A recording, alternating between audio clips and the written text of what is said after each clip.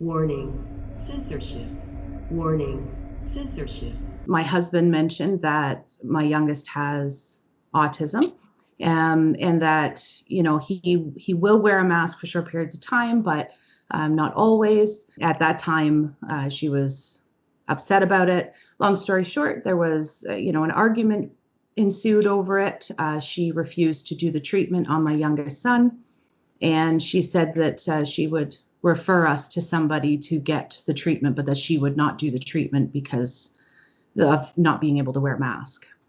And it being tonsils, we thought that's strange because you have to do the operation.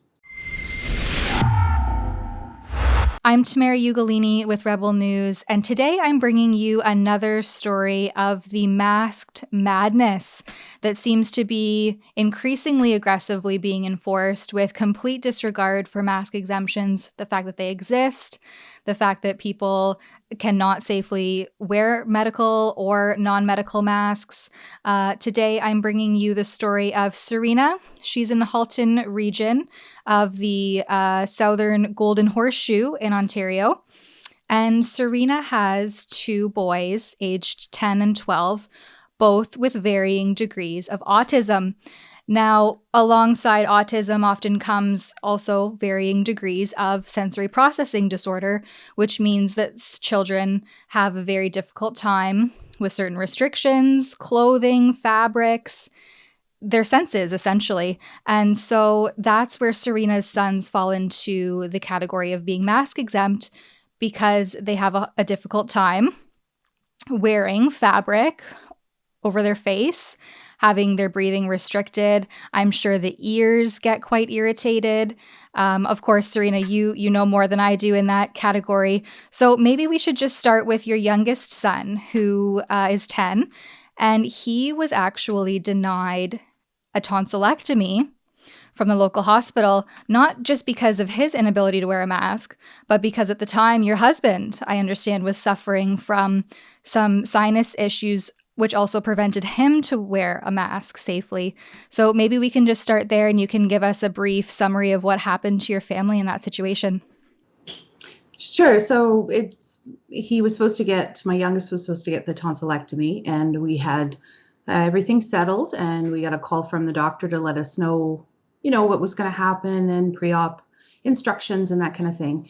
And my husband mentioned that my youngest has autism, and that he will wear a mask for short periods of time, but not always. And then my husband would not be wearing a mask as well. So at that time, she was upset about it. She said that we can't do the treatment if you're not willing to wear a mask. She mentioned that it wasn't her policy, but that it was the hospital's policy. So of course we left the call, and then we went to call the hospital to find out if that was their policy. And of course it wasn't. So we called back, and long story short, there was, an argument ensued over it. She refused to do the treatment on my youngest son, and she said that she would refer us to somebody to get the treatment, but that she would not do the treatment because of not being able to wear a mask. And it being tonsils, we thought that's strange because you have to do the operation. Right. How do you perform that surgery in someone's mouth while they apparently simultaneously wear a mask? Yeah. So. And the funny thing is that your other son, who's 12, he was also denied his orthodontist appointment because of his inability to wear a mask, which also begs the question of how do you perform dentistry while someone wears a mask? So how did that go for yourself and for your son? We had arrived and we walked into the front doors. They gave us, the assistant came out, and she was all garbed up in her gear. And she said, please put on hand sanitizer. And we thought, okay. So we did the hand sanitizer thing. And then she said, now at this point, I'm wearing a mask, and I don't have any restrictions. And she said, he has to wear a mask. And I said, no, he's exempt. And she said, what do you mean he's exempt? And I said, well, he has autism. Now that I didn't even have to say, but I thought just for the sake of getting in there. And she said, he has to wear a mask and he won't be treated if he doesn't wear a mask. And I said, well, he really needs this because, the severity of the issue with his teeth. And she said, I'm sorry, but we can't treat him. So after a bit of arguing, I explained to her, I said, look, this is a non-issue. And are you telling me that you're refusing to treat him because he has disabilities? And she said, I'm saying I'm refusing to treat him because he won't wear a mask. So I repeated that several times. And then she left and she came back with the doctor. And the doctor said, this is our policy. He said things like, you can come back after the pandemic's over.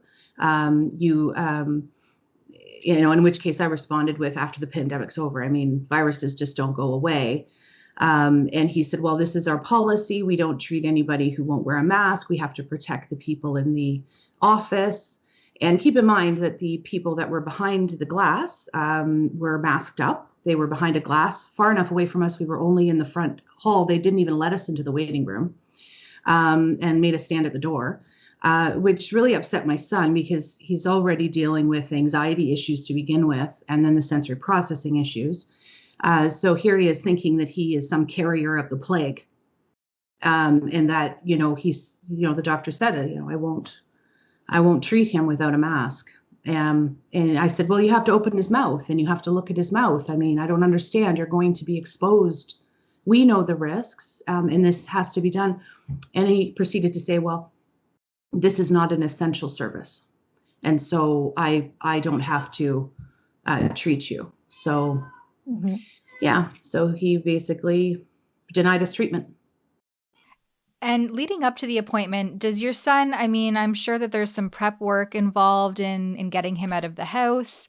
What was his response and how did he feel at the end of that situation, or even within that situation? What was that like for him? He was quite upset. We got back in the car and he started crying, and he, said, I don't understand. Am I going to give this to somebody because I can't wear a mask? Am I going to make people sick? Why won't anybody help me when I need help? So there was, and he was crying. So, we helped him calm down and, explained to him there's nothing wrong with you. You're not a carrier of disease. And just try to make him feel as best as possible despite the situation. Yeah, and you have had some follow-up with the orthodontist. You shared the email communication with me where he did apologize for the way that the situation was handled. It begs to reason, or to question rather, at this point in the masked madness, there's been several months now of this being implemented. How are these places not equipped or ready to deal with mask-exempt individuals? Are they really that few and far between? Can you shed any light on that? For the most part, going out and about, we haven't had much issues, but sometimes we might go into a store and they would say, oh, he has to wear a mask. Because again, I wear a mask. And they'll say, well, he has to wear a mask. And I'll say, I'm sorry, but he's exempt. And then typically they try to ask questions like, well, you have to, explain why, or those kinds of things. Then I explain I don't have to explain why according to my rights. It also makes him feel very segregated, like as if he's not a part of the regular population, that he is different somehow. And we try not to do that. We try to be inclusive with everything that he does. So that's an issue there, just that, it really points out that something is wrong and they won't wear a mask, which makes them feel terrible. So I think that the more that people don't make a point of that and see that, obviously, if he could wear a mask, we would put one on him. But we have tried all different types of masks and shields and all those kinds of things. And he just has never, since he was a baby, liked anything near his face or on his face. Even Halloween, right. He wouldn't wear a mask. So I'm glad that you brought that up, because you stated to me off camera that you are a seamstress. And so you have tried to make various styles of masks for your son. And again, I stated at the beginning of the report that they have varying degrees of autism. So your 12-year-old's autism is more severe than your 10-year-old, who can sometimes, like you said, wear a mask, but not for long periods of time. Maybe can you tell us what you've tried to do in terms of fabricating your own masks for his liking? So we've had, different fabric masks. There's ones that are sort of flat across your face, ones that form to your face, ones that have more space inside the face. So 3 different types that I tried that I made my own. And then we've used because again, with the masks, these non-medical masks with the blue color to them. We chose a Canadian brand that was well made, and it's comfortable. And even that one really upset him. He tears it off his face. I can't. Because he also deals with anxiety too. So this is an issue for him. And then we've tried different types of, masks that sort of come off the face. And even then. So this isn't a case of someone who's just aggressively anti-mask. You have tried various things to accommodate your son and abide by the mask mandate, and it's just not possible. And the discrimination that happens as a result of this is just becoming increasingly disgusting and egregious. And we've contacted MPs even to let them know what's happening, and they've basically written us off, kind of thing. So we haven't even had much response from that. Right. Have you contacted the local health unit at all to discuss your son and what he's faced with the mask mandate? Yeah, actually my husband did. And, they said, well, it is what it is. We have to try to do our best. And, if he can wear a mask kind of thing. So there really wasn't much they could do for us either. Yep. But we're all in this together. So we have to keep that in mind, that apparently we're all in this together. Now, going back to the orthodontist appointment, like I said, he did, there was some email correspondence and he did apologize, but it begs the question, I mean, what an inconvenience for you. And at that point, your son is obviously traumatized by the situation. You, I'm sure, were very put off by the whole the ill handling of it.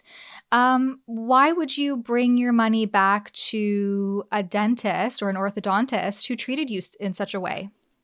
Well, I wouldn't. I mean, he did email us back and let us know that he would see our son under certain circumstances. And one of them was at the end of the day when nobody was in the office, then he would be able to see him because he needed to look out for the well-being of the people who work for him.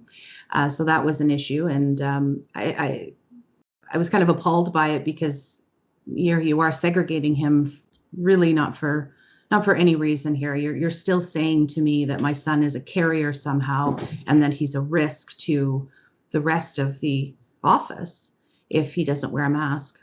And the rest of the office who are wearing full PPE and behind plexiglass for an orthodontist appointment that will have to remove his mask at some point anyway. When the assistant came back, actually, afterwards, she had a full face shield on. So initially she only had a mask on. When she came back with the doctor, she had a face shield on. So I thought, okay, come on now. Mm-hmm. So now, do you have a message for the people who are enforcing these mandates? I mean, you said that you had contacted the health unit, your MPPs. If our platform can give you any sort of space to share a broader message, what would that be?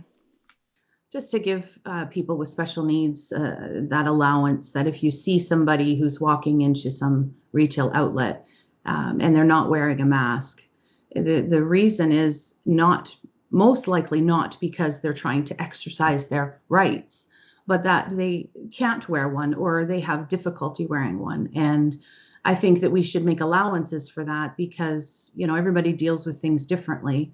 And you may not see it on the outside. There may not be some physical appearance that shows that they have a disability, but it doesn't mean that, their rights are any less than mine, where I don't have a disability. So I think that we should have those allowances, and not treat them as if they're some kind of plague carrier, but that they are human beings like all of us and that they also deserve the same kind of treatment that we do. Mm-hmm.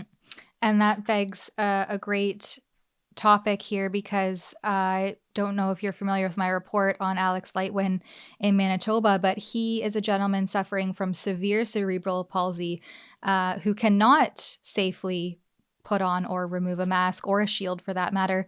And he was denied service or escorted out of Walmart in Dauphin, Manitoba, for his inability to wear a mask. So it really does speak volumes that we need to bring some compassion and some understanding back into these COVID policies. And as my reports with Nurse Kristen Nagel, and most recently with Kate Wand with the indiscriminate masking of laboring women in hospitals, we need to consider ethics when these policies are being implemented. This is just, as soon as I say, or I think that this can't get any crazier, a story like yours comes across my email, and it's really shocking and gross at this point. So hopefully with more of these reports and more people speaking out, we can hold some more accountability to those public health officials who are implementing these broad policies, using extreme threats and bullying tactics on these businesses who think that they have to apply these mandates indiscriminately. And maybe then we can start to see some changes and some respect and ethics and compassion being brought back into the picture here. Absolutely. For Rebel News, I'm Tamara Ugolini.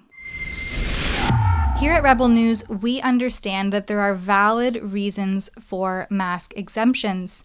That's why we have created a special website at maskexemption.ca, where you can check out your local bylaws, exercise your right to be mask exempt, order your masks are useless virtue signaling device, or your I am exempt button. Head on over to maskexemption.ca to see what we have available there.